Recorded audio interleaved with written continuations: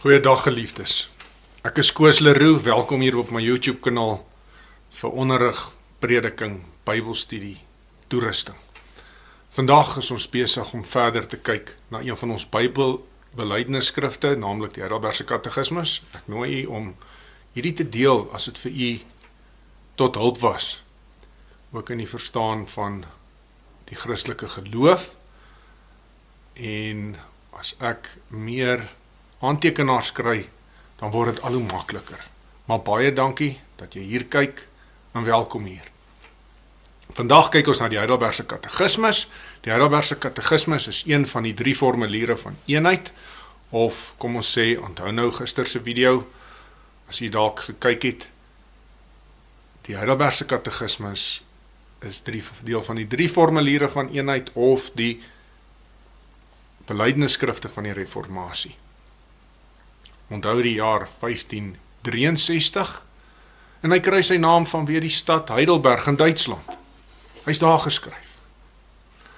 Wat ons moet onthou altyd van hierdie tyd, die tyd van die Reformatie, dis 'n tyd van groot godsdienstige onrus, dis tyd van vervolging, dis 'n deurmekaar tyd.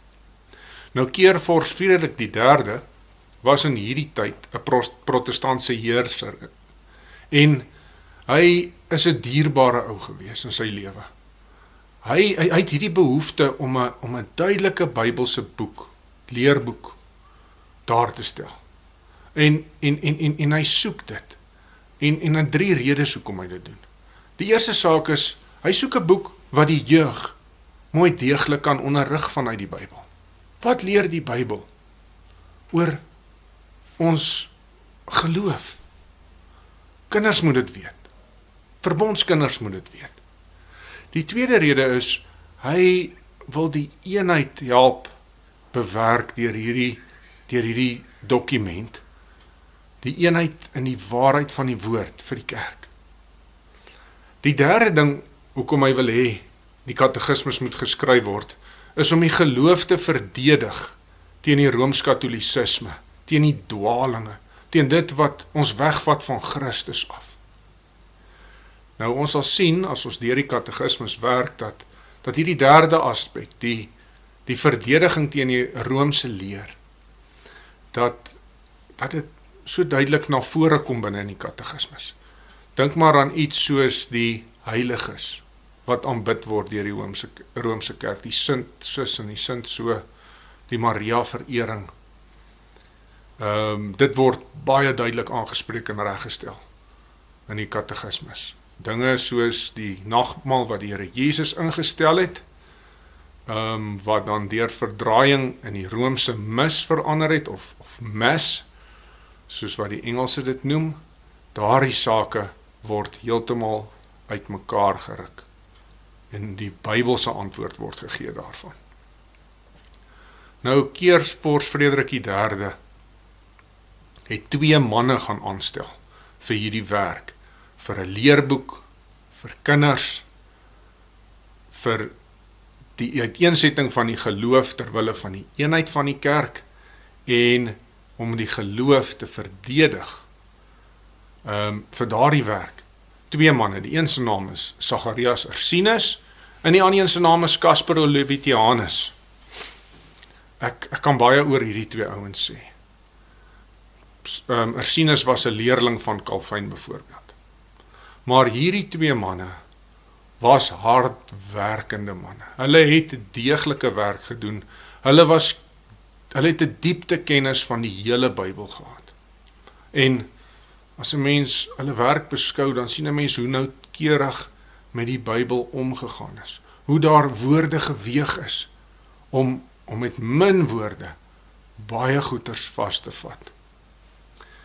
Nou, die Heidelbergse Katekismus het 'n troosboek geword vir die kerk. Dis vandag al oor die 460 jaar oud. En deur die eeue is dit regtig 'n belangrike dokument, juis vir hierdie 3 dinge waarvoor dit geskryf is. Soveel van vandag se vrae en vandag se dwalings is dinge wat al lank al so mooi weer lees vanuit die bron, die Bybel. En met vrymoedigheid kan daar goed gesê word, omdat die Bybel so sê. Nou, jy sal ook sien, hierdie is 'n geliefde boek, want dit is anderster as ander belydenisskrifte in die opsig, dit het 'n pastorale toon, 'n toon om te kyk waar is die plek in die hart waar verandering nodig is, en daarop te fokus deur die vermaning, deur die onderrig, ook deur die bemoediging. En hierdie boek is nie, wat glo die kerk van iets in die eerste plek, hoe hy aangebied word. Hy vra, wat glo jy? Wat glo jy? Wat glo ek? Hierdie boek het ook 'n baie duidelike struktuur. Dit is baie eenvoudig om te volg en te verstaan. Die katekismus is opgedeel in 52 sondae. Die bedoeling daarmee is dat dit in 'n kwessie van 'n jaar se tyd baie deeglik deurgewerk kan word. So, ek wil jou uitdaag, al is jy nie een van die katekisante van die kerk vir wie ek katekisasie gee nie, gaan bietjie stadig deur die katekismus.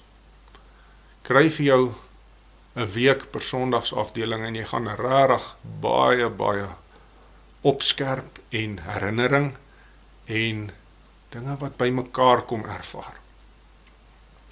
Nou, Sondag 1 gee vir ons die hele struktuur.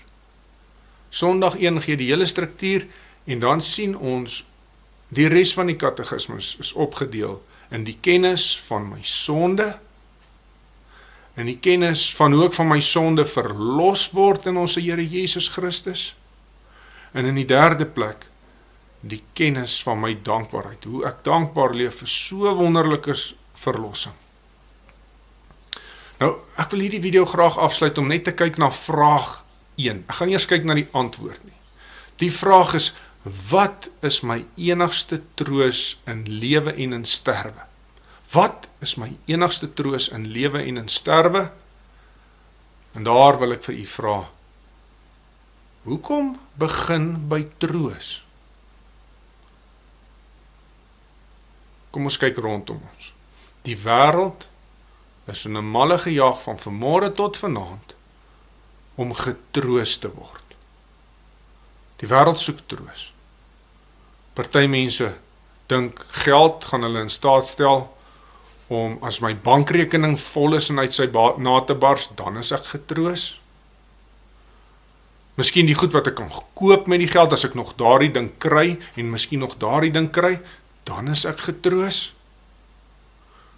Party mense wil geld gebruik om mag te bekom, want as ek magtig is in die oë van die wêreld, dan is ek getroos.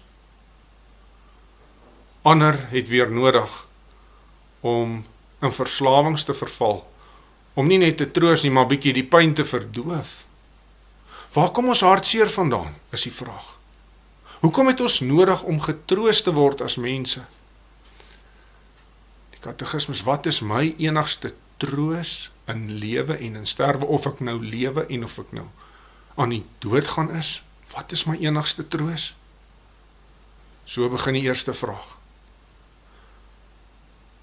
Hoekom is ons hartseer? Want broers en susters, ons is sondaars.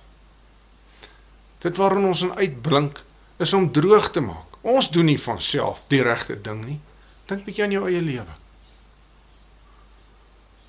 Want sonder ons Here Jesus Christus, is daar in hierdie wêreld en in my eie hart geen troos van self nie.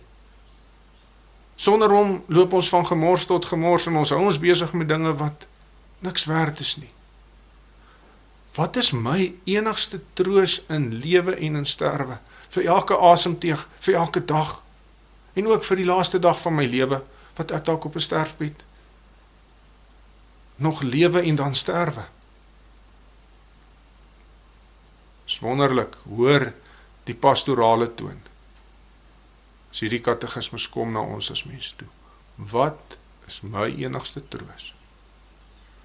En so maklik, dan kom die antwoord, en hy sê, in een kort frasietjie opgesom, alles wat daar staan, trek saam met, my enigste troos in lewe en sterwe is, ek behoort aan die Here Jesus Christus. Ons gaan in 'n volgende video sien, hoe behoort ek aan hom? Ons gaan sien, Wat beteken dit dat ek aan hom behoort? My enigste troos in lewe en sterwe is, ek behoort aan Jesus Christus. Baie dankie, totsiens, tot 'n volgende keer.